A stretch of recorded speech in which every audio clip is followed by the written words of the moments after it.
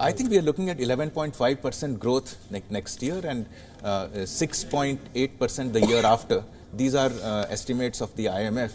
Both these numbers are the highest in the world, right. Of any significantly large economy. So I think we are going to do better than what we have. And as we have shown in the vaccine area, India is now a global benchmark. Right. Not only in the production, but also in the creation of vaccines, innovation.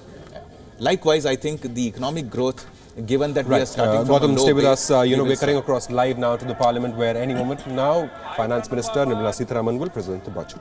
Shrimati Nirmala Sitharaman ji, आप बैठ जाए माननीय सदस्य, please माननीय सदस्य, please माननीय सदस्य, please.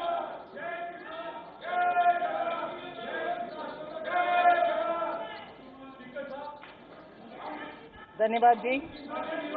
Honourable आपको बोलने का मौका दूंगा बजट के बाद, माननीय वित्त मंत्री ji. Honourable speaker, I present the budget for the year 2021-2022. As introduction, Honorable Speaker, the preparation of this budget was undertaken in circumstances like never before. We knew of calamities that have affected a country or a region within a country. But what we have endured with COVID-19 through 2020 is sui generis. When I presented the budget 2020-2021, we could not have imagined that the global economy, already in throes of a slowdown, would be pushed into an unprecedented contraction. We could not have also imagined then that our people, as those in other countries, would have to endure the loss of near and dear ones and suffer hardships brought about due to a health crisis. The risk of not having a lockdown was far too high. Within 48 hours of declaring a 3-week-long complete lockdown, the Prime Minister announced the Pradhan Mantri Garib Kalyan Yojana, valued at 2.76 lakh crores, that provided free food grain to 800 million people, free cooking gas for 80 million families for months, and cash directly to over 400 million farmers, women, elderly, the poor, and the needy.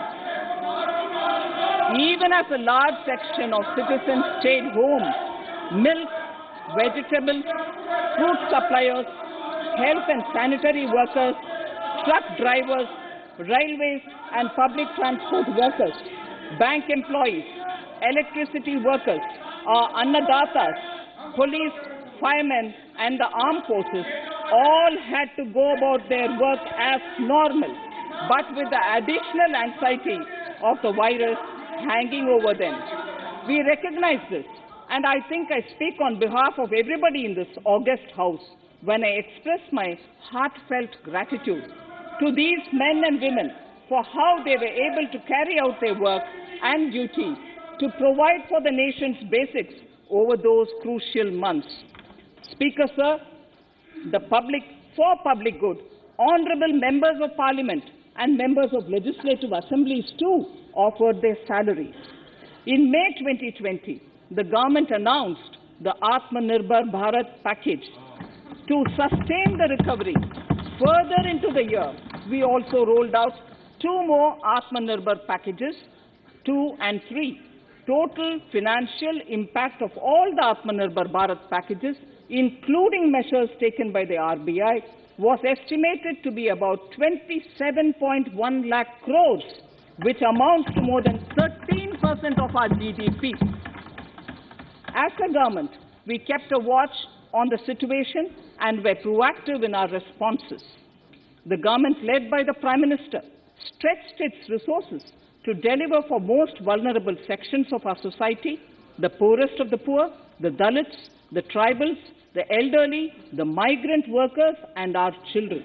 the Pradhan Mantri Garib Kalyan Yojana, the 3 Atmanirbhar packages, and announcements made later were like 5 mini budgets in themselves. The Atmanirbhar packages accelerated our pace of structural reforms, redefinition of MSMEs, commercialization of the mining sector, agriculture and labor reforms, privatization of public sector undertakings, one nation, one ration card, production-linked incentive schemes are some of the notable reforms carried out during this period. Faceless income tax assessment, DBT, and financial inclusion are the others. Today, India has 2 vaccines available and has begun medically safeguarding not only her own citizens against COVID-19, but also those of 100 or more countries. It is added comfort to know that 2 or more vaccines are also expected soon. Honorable Prime Minister launched the vaccination drive by crediting and thanking our scientists. We are ever grateful for the strength and rigor of their efforts. Having said that, we are all reminded time and again that our fight against COVID-19 continues into 2021. Now, just as it happened after the 2 world wars, there are signs that the political, economic, and strategic relations in the post-COVID world are changing. This moment in history is the dawn of a new era, one in which India is well poised to truly be the land of promise and hope. I borrow the words of Rabindranath Tagore. Faith is the bird that feels the light and sings when the dawn is still dark. Faith is the bird that feels the light and sings when the dawn is still dark. In this spirit, I can't help but recall the joy that we as cricket-loving nation felt after the Team India's recent spectacular success in Australia. It has reminded us of all the qualities that we as a people, particularly our youth, epitomize of having abundant promise and the unsuppressed thirst to perform and to succeed. Today, data shows that India now has one of the lowest death rate of 112 per million population and one of the lowest active cases of about 130 per million. This has laid the foundation to the revival we are seeing now in the economy. This budget will be the first of this new decade. This budget will also be a digital budget, and that has happened with all your support. So far, only 3 times has a budget followed a contraction in the economy. All such contractions earlier were as a result of situations typical to India. This time, the contraction in our economy is due to a global pandemic, just like in several other countries. Having said that, I want to confidently state that our government is fully prepared to support and facilitate the economy's reset. This budget provides every opportunity for our economy to raise and capture the pace that it needs for a sustainable growth. 2021 is the year of many important milestones for our history. I mention a few of these. It is the 75th year of independence, 60 years of Goa's accession to India, 50 years of the 1971 India-Pakistan War. It will be the year of the 8th census of independent India. It will also be India's turn at the BRICS presidency, the year for our Chandrayaan-3 mission, and the Haridwar Mahakumbh.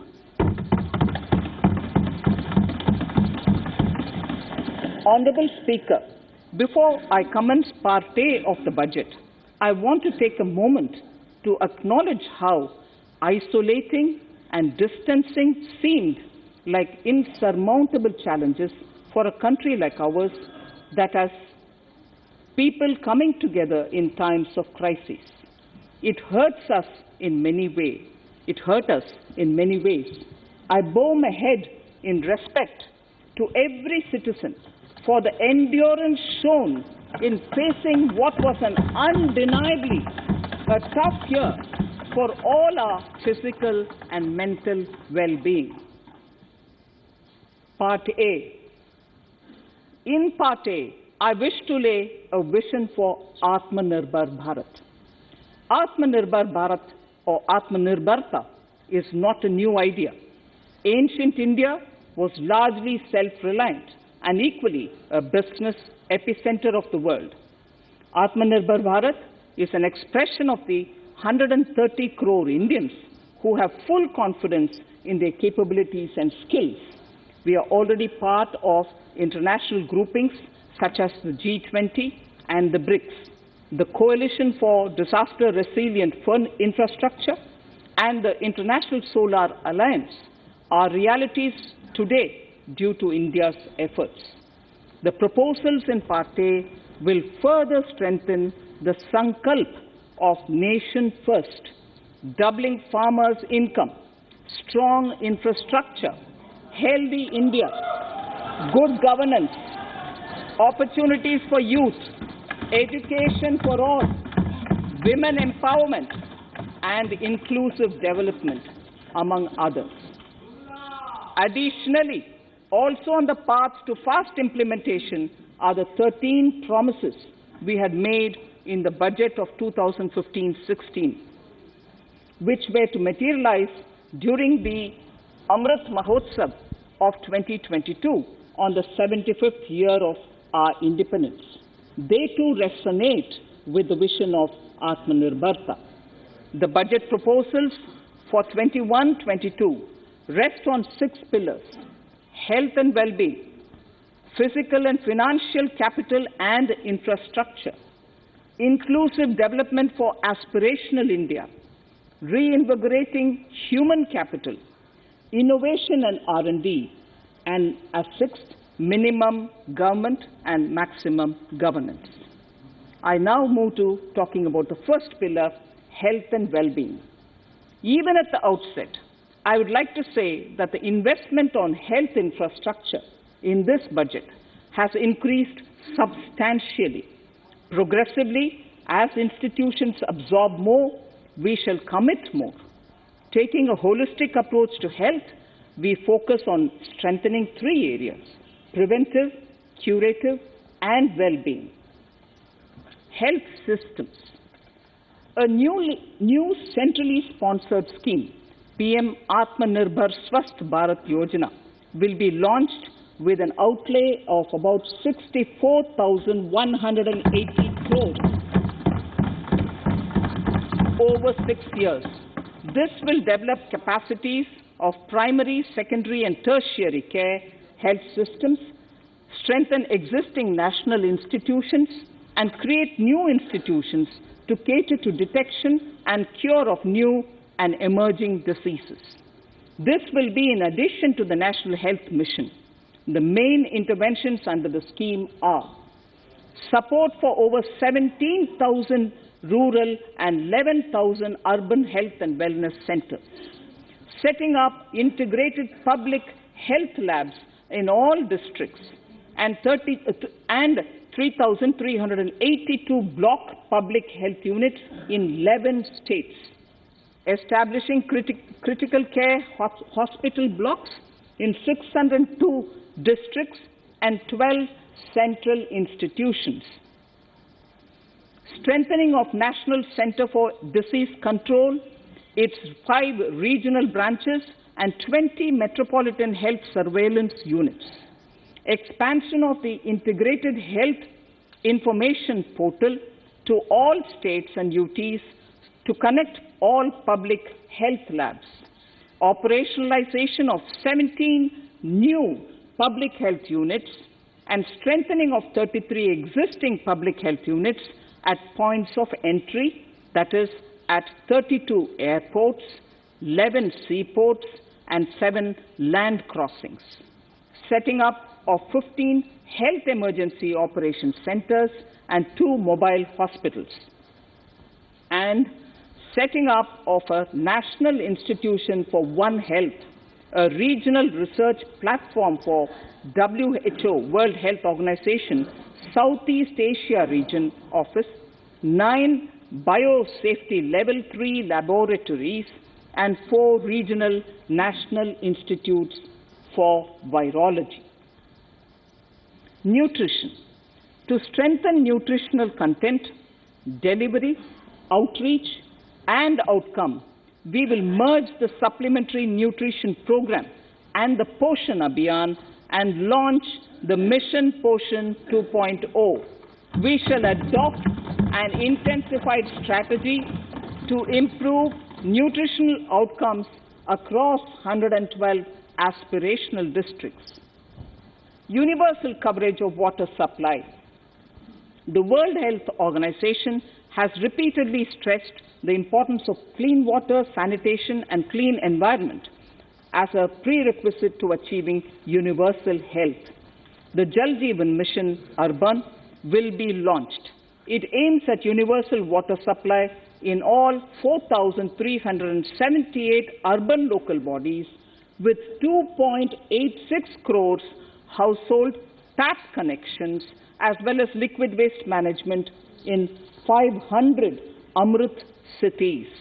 It will be implemented over 5 years with an outlay of 2,87,000 crores.